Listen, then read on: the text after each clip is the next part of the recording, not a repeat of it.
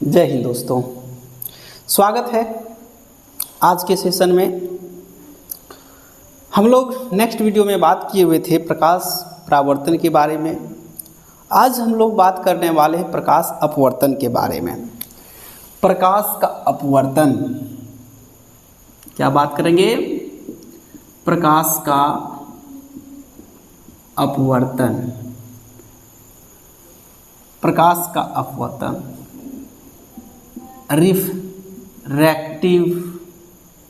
Refraction of light. क्या है?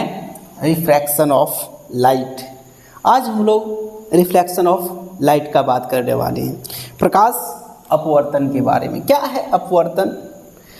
प्रकाश परावर्तन में हम आपको मिरर दिए थे। प्रकाश अपवर्तन के बारे में क्या था? एक ये था, ये प्रकाश था और इसमें एक बड़ा बड़ा दांत निकला हुआ था जिसको मिरर करते थे। ये पॉलिश किया हुआ भाग था, ये पॉलिश किया हुआ भाग था, ये दांत निकला हुआ था। इसको कहते हैं हम लोग दर्पण। ये इसमें क्या होता है? दर्पण होता है। इसमें क्या लगा हुआ होता है? दर्पण। ये प्रकाश परावर्तन के क्या था? सूर्य से आने वाली किरण आता था इधर से और इधर से आया और इस दिशा में चला जाता था और इस पर हम लोग एक अभिलंब डॉट डॉट डॉट डालते थे। ये आपतन बिंदु कहलाता था। ये आने वाला और ये जाने वाला लाइट था, ये कलम दो। और इसके बीच की दूरी जो था वो समान था। कौन आई बराबर कौन क्या था? आर था। क्या था? कौन आर। ये कल हम लोग प्रकाश परावर्तन के बारे में अध्ययन कर चुके हैं। आज का जो हमारा सेशन चालू है वो है प्रकाश अपवर्तन। इसमें दर्पण होता था। अब क्या है इसमें? देखिए, ये हमारा लेंस है। लेंस क्या होता है? ये पारदर्शी होता है। प्रकाश अपवर्तन जो होता है वो पारदर्शी होता है। इसमें यहाँ पॉलिश किया हुआ भाग नहीं होता है। क्या? पॉलिश किया हुआ भाग नहीं होता। अब इसमें कोई भी किरण अगर आया सीधा से कोई किरण आया तो ये आया तो सही, लेकिन ये तो यहाँ पॉलिश किया हुआ है, तो पॉलिश किया हुआ रहता तो ये सीधा चला जाता, लेकिन ये थोड़ा सा क्या है? झुक जाता है। क्या हो जाता है? झुक जाता है। और ये अभिलंब यहाँ से दिया जाता है। क्या दिया जाता है? अभिलंब। यहाँ ध्यान दीजिए, एक है विरल माध्यम। क्या है? विरल माध्यम। और एक होता है सघन माध्यम। क्या होता है? सघन माध्यम। सघन माध्यम। सघन माध्यम को हम लोग डॉट डॉट डॉट से दिखा रहे हैं। मान लेते हैं ये सघन माध्यम है और ये विरल। सघन किसको कहती है? जो पूर्णतः पैक है।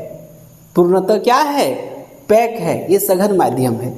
जब कोई भी प्रकाश विरल माध्यम से सघन माध्यम में प्रवेश करती है, जब कोई प्रकाश विरल माध्यम से सघन माध्यम में प्रवेश करती है तो वह अभिलंब की ओर झुक जाती है। किधर?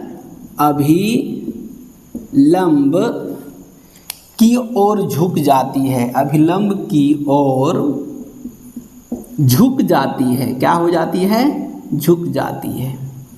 ये क्या कह रहा है कि जब कोई भी प्रकाश विरल माध्यम से सघन माध्यम में प्रवेश करता है तो अभिलंब की ओर क्या होता है? झुक जाता है। ये है अपवर्तन। अब यहाँ ध्यान दीजिए, अभी क्या था? कौन आई बराबर कौन आर था? ये दर्पण में, ये प्रकाश परावर्तन में था। किस में था? परावर्तन में। अब देखिए यहाँ, ये कौन बड़ा है? कौन आई बड़ा है, लेकिन कौन क्या है? आर छोटा है। कौन आई और कौन आर क्या है? दोनों इक्वल नहीं है। अगर ये मान लेते हैं ये 60 डिग्री है तो ये कितना होगा? 30 डिग्री होगा, 45 डिग्री होगा, उससे कम हो सकता है, लेकिन बराबर नहीं होता है। अब ध्यान दीजिए, ये तो हो गया विरल माध्यम से सघन माध्यम की ओर आता है तो अभिलंब की ओर झुक जाता है, मुड़ जाता है। एक और हम लोग लेते हैं। यहाँ ध्यान दीजिएगा, ये हमारा है एक लेंस है। अगर हम इसी को उल्टा दें, क्या यहाँ कर दें? सघन माध्यम, सघन, और ये क्या कर लें? विरल। अगर सघन माध्यम से विरल माध्यम में जाएगा कोई लाइट सघन माध्यम से विरल माध्यम में जाता है तो वह दूर हट जाता है। क्या हो जाता है? दूर हट जाता है। मतलब आप समझिए, सघन माध्यम से विरल माध्यम में, मतलब ये सघन है, पूरा पैक है और यहाँ खाली, इसको मिला कि नहीं? इसमें क्या हुआ कि उधर से खाली जगह था पूरा। अगर हमारे पास खाली जगह होता है, हम बाइक चला रहे हैं तो पूरा स्पीड से चले जाएंगे, दूर जितना दूर हो चले जाएंगे। लेकिन अगर पैक हो जाए, एरिया कंजस्टेड हो जाए, तो हम लोग क्या करेंगे? जाएंगे धीरे धीरे धीरे धीरे जाएंगे। तो ये इधर ज़्यादा जगह नहीं था, जिसके कारण से ये मुड़ गया। क्या हो गया? मुड़ गया। इसके पास पूरा जगह है, खाली है, जिधर चलना है चलो, कोई मतलब नहीं। तो उधर से सघन से आया और ये विरल में चला गया, मतलब ये दूर हटता है। अगर कोई भी मीडियम क्या हो, अगर कोई प्रकाश क्या होता है? अगर कोई प्रकाश सघन माध्यम से विरल माध्यम में प्रवेश करती है तो वह अभिलंब से दूर हट जाती है। क्या हो जाता है? दूर हट जाता है। यहाँ देख रहे हैं कि कौन आई है और ये कौन क्या है? आर है। कौन आर बड़ा हो रहा है, मान लेते ये 60 डिग्री है और ये कितना हो रहा है? 30 डिग्री हो रहा है, मतलब दूर हटते जा रहा है।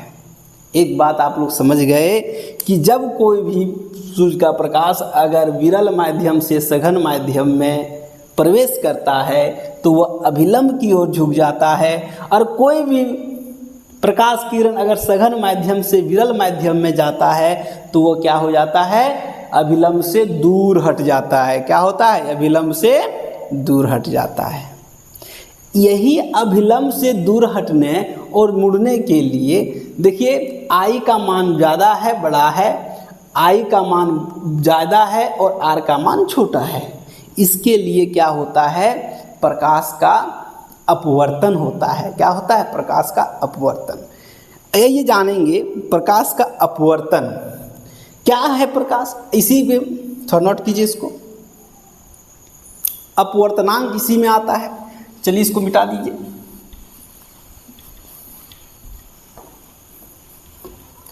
आइए जानेंगे, अब थोड़ा सा बात करें अपवर्तनांक के बारे में। किसके बारे में? अपवर्तनांक। पहले अपवर्तनांक के बारे में जान लेते हैं, फिर हम लोग दर्पण सूत्र देखेंगे। अपवर्तनांक क्या है? अपवर्तनांक ध्यान दीजिएगा, अपवर्तनांक क्या है?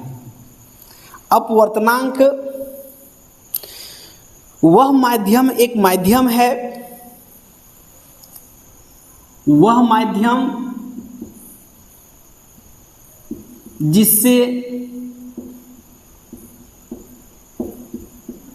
किसी वस्तु का चाल का पता चले कि वह किस चाल से चल रहा है, चले कि वह किस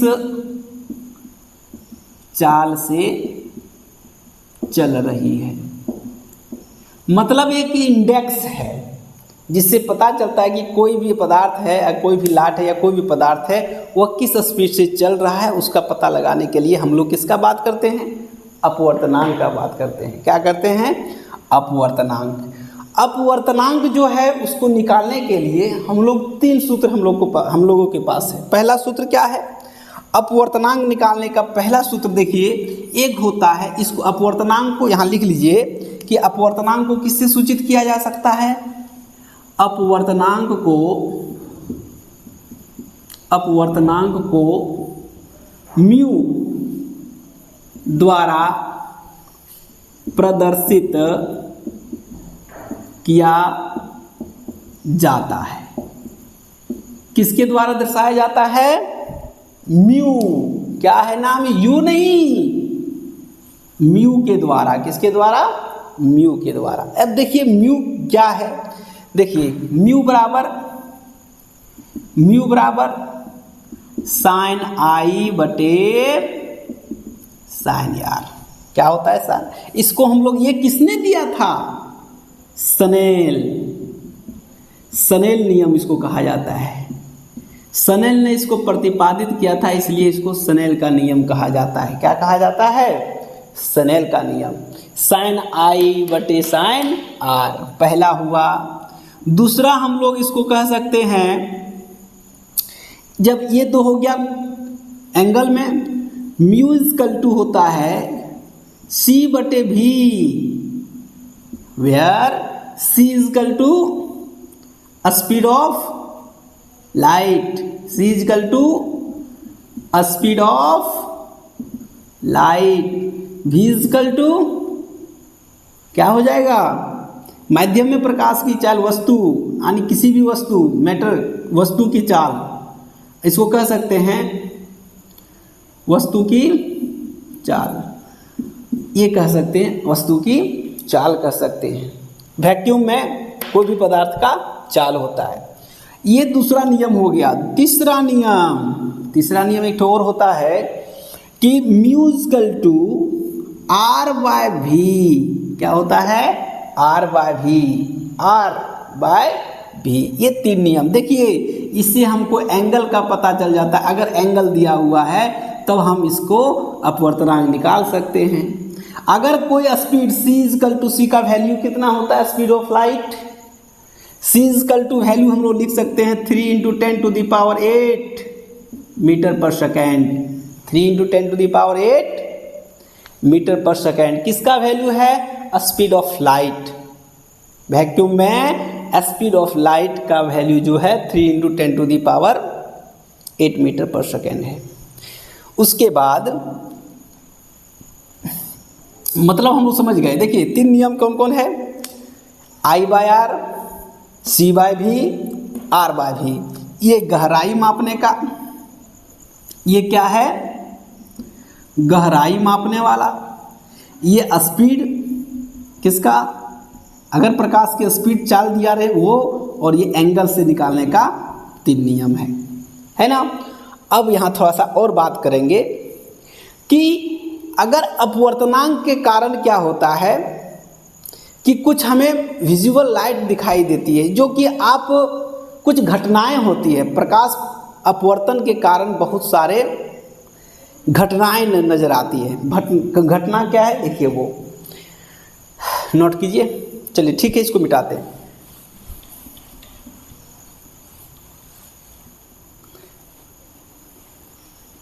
हेडिंग बनाइएगा, हेडिंग बनाइए, प्रकाश अपवर्तन से होने वाली घटनाएं। क्या क्या घटना होती है प्रकाश से अपवर्तन होने से? पहली बात हम लोग जाने, पहली घटना क्या हो वो ध्यान दीजिए। पहला, जब रात्रि में आप देखते हैं जब तारे अपना लाइट विसर्जित करते हैं, तो जैसे ही वो हमारे नज़दीक आते हैं, वायुमंडल में प्रवेश करते हैं और हमारे नेत्र तक पहुंचते हैं, तो वो टिमटिमाते नजर आते हैं। क्या करते नजर आते हैं? टिमटिमाते नजर आते हैं। क्यों टिमटिमाते? आखिर क्यों? वो तो लाइट एक जैसा दिखाई दे रहा है। या तो फिर आप भी किसी छत पर या ढलाई पर आप देखे होंगे कहीं दीपक जला के छोड़ देते हैं, या तो कोई लाइट अगर जला के छोड़ देते हैं, लाइट, स्मॉल लाइट, दीपक जैसा, तो दूर से देखने के बाद भी वह टिमटिमाते नजर आता है। क्यों? प्रकाश अपवर्तन के कारण। क्या होता है कि हवा की झोंकें जो जाती है, जिसमें लाइट प्रवेश करता है, वो क्या करता है, उसको इधर से उधर धकेलते रहता है।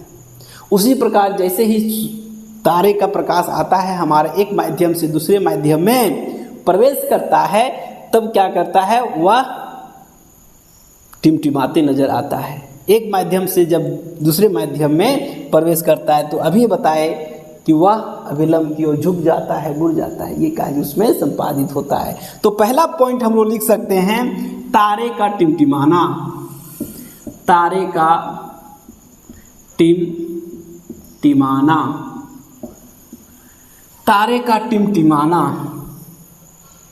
ये क्या है? प्रकाश का अपवर्तन के कारण।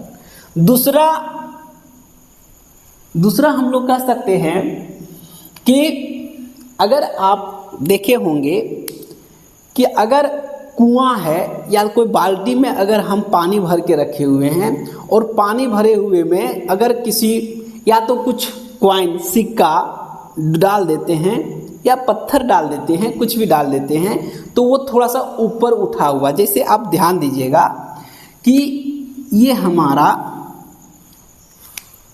मान लेते हैं एक बाल्टी है। ये बाल्टी जब है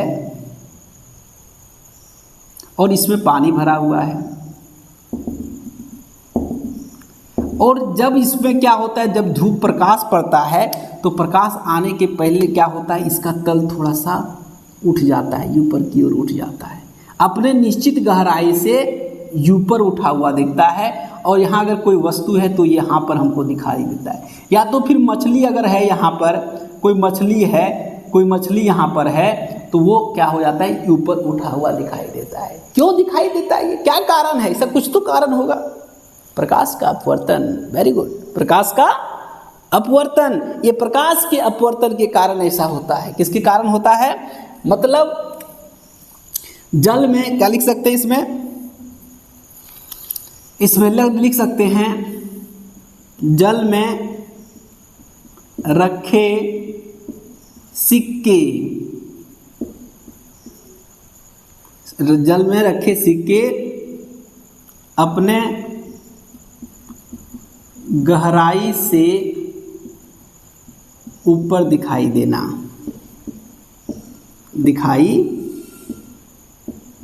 ये दूसरा पॉइंट हो गया। मतलब सिक्का अगर कहीं पानी में रखे हैं या बाल्टी में रखे हैं तब वह क्या हो गया, थोड़ा ऊपर उठा हुआ नजर आता। या तो फिर दूसरा कारण भी है। क्या दूसरा कारण है? कि अगर कोई बाल्टी है, अगर इसमें हम अगर कोई चीज़ डुबाए हुए हैं, अगर हम कोई चीज़ इसमें डुबा दिए, ये डुबा दिए, चम्मच डुबाए हुए हैं, तो थोड़ा सा ये यहाँ टेढ़ा नज़र आएगा। क्या नज़र आएगा? पानी में जैसे डुबा रहेगा वो थोड़ा सा टेढ़ा नज़र आता है। क्यों? यही तो है, प्रकाश अपवर्तन के कारण ये थोड़ा सा टेढ़ा नज़र आता है। कोई भी चीज़ पानी में जब जैसे देखे, प्रकाश परावर्तन के कारण ही क्या, परावर्तन और अपवर्तन के कारण ही क्या होता है, ये सब दिखाई देता है ना। अब आइए, इसमें और क्या हो सकता है, और क्या हो सकता है? दूसरा, जब देखे होंगे सूर्योदय और सूर्यास्त के समय सूर्य लाल दिखाई देना,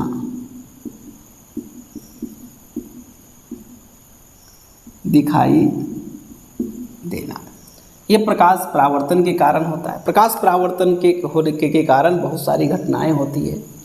प्रकाश परावर्तन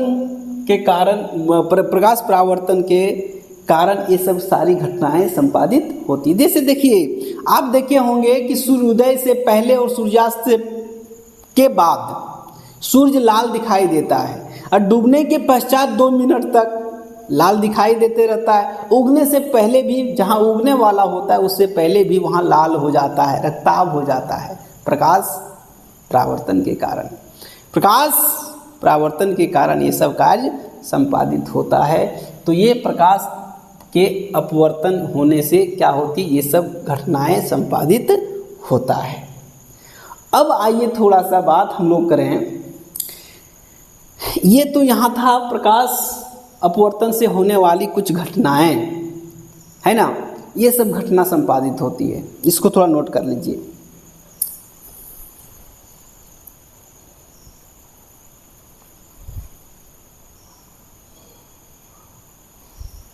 ठीक है। अब आइए थोड़ा सा दर्पण सूत्र के बारे में जान जाए।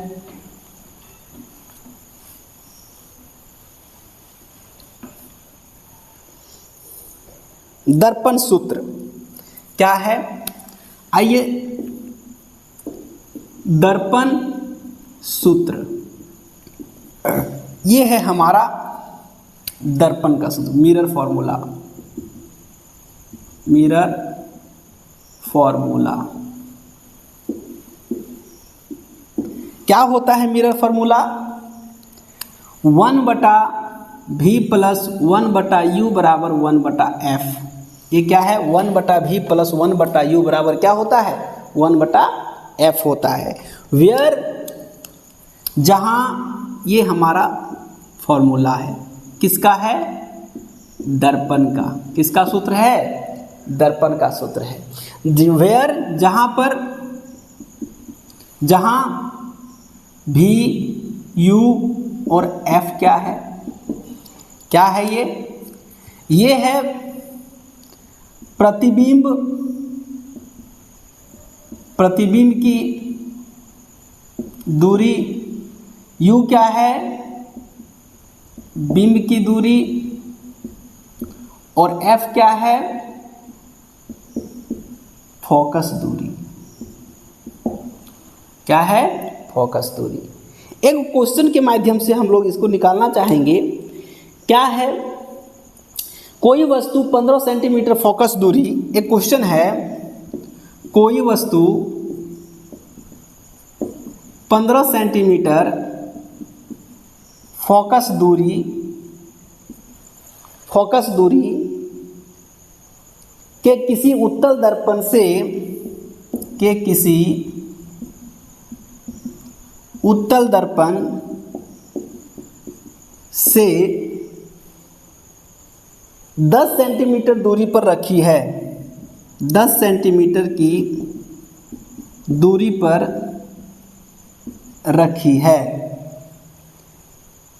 प्रतिबिंब की स्थिति तथा प्रकृति ज्ञात कीजिए। प्रतिबिंब की स्थिति तथा प्रकृति ज्ञात करें। प्रकाश की प्रकृति तथा स्थिति ज्ञात करें। ध्यान दीजिए बाबू, बहुत इंपॉर्टेंट क्वेश्चन है ये दर्पण सूत्र से बनने वाला क्वेश्चन है। ध्यान दीजिए, एक फैक्ट ट्रिक है, एक छोटा सा बात बताने जा रहे हैं जो कि ध्यान रखिएगा। अगर अवतल दर्पण कहा, इधर ध्यान दीजिए, ये बहुत ही ट्रिक है, इंपॉर्टेंट ट्रिक है, इससे ही आपको न्यूमेरिकल बनेगा। ध्यान दीजिए, अवतल दर्पण में, अवतल दर्पण, अगर अवतल दर्पण है उसमें u, v और f सब माइनस में होगा। सब क्या होगा? माइनस में होगा। u, v, f सब क्या होगा? माइनस में होगा। जबकि उत्तल दर्पण में, उत्तल दर्पण में केवल u माइनस में होता है, बाकी सब जैसे v और f प्लस में होता है। ये ध्यान दीजिए कि उत्तल दर्पण में केवल u माइनस में होगा और अवतल दर्पण में u, v, f सब माइनस में होता है। क्या होता है? सब माइनस में होता है। बस यही कॉन्सेप्ट है जो इस न्यूमेरिकल को बनाने में हमारा आसान करेगा। ध्यान दीजिए, ये मिटाते हैं। अब है बात हमारा क्वेश्चन का। यहाँ देखिए क्या क्या दिया है, जो दिया है उसको ध्यान से लिखिए। कोई वस्तु 15 सेंटीमीटर फोकस दूरी f बराबर 15 सेंटीमीटर दिया है, किसी उत्तल दर्पण से 10 सेंटीमीटर u बराबर दिया हुआ है 10 सेंटीमीटर की दूरी पर रखा है, तो v इजकल टू वाट और m इजकल टू वाट, ये निकालना है। तो यहाँ थोड़ा सा दर्पण सूत्र लगाएंगे। दर्पण सूत्र से क्या कहता है? दर्पण सूत्र 1/v प्लस 1/u बराबर क्या होता है? 1/f। 1/v का वैल्यू नहीं पता, 1/u का वैल्यू देखिए। ये कौन सा दर्पण है बाबू? ये देखिए, ये है उत्तल दर्पण। कौन सा दर्पण है? उत्तल दर्पण। उत्तल दर्पण में u क्या होगा? माइनस में होगा। क्या होगा? माइनस में, तो -10 सेंटीमीटर बराबर 1/f देखिए 15 है तो 15 कर दीजिए, 1/v प्लस माइनस देखिए प्लस माइनस माइनस हो गया, 1/10 बराबर 1/15, 1/v बराबर, अब देखिए 10 और 15 का अगर आप एलसीएम लेते हैं तो कितना आ जाएगा, 30 हो जाएगा। 10 का पहाड़ा में 30 कितना बार में आता है, 3 बार में। यहाँ थोड़ा सा एक स्टेप और बढ़ा दीजिए, 1/v ये देखिए माइनस में है, उधर जाएगा तो क्या हो जाएगा, प्लस में, क्या हो जाएगा, प्लस में। 1/v बराबर कितना हो जाएगा, 30, 15 दूनी 30 प्लस 10 दिया 30, 1/v बराबर कितना, 5/30। अब देखिए ये 1/v बराबर है, इसलिए v बराबर 30 बटा क्या हो जाएगा, 5, 6 बचे कितना हो गया, 30, v बराबर 6 सेंटीमीटर निकल गया। क्या निकल गया, v बराबर 6 सेंटीमीटर। अब तुरंत आवर्धन निकाल देते हैं, m बराबर क्या होता है, -v/u होता है। क्या होता है, -v/u।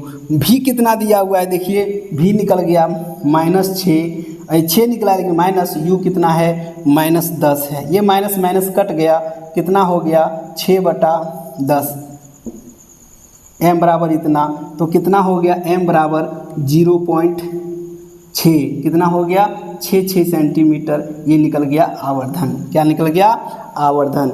आवर्धन ये आपका निकल गया 0.6 सेंटीमीटर। कितना निकल गया, 0.6 सेंटीमीटर। इस तरह से दर्पण के सूत्र से हम लोग ज्ञात कर सकते हैं।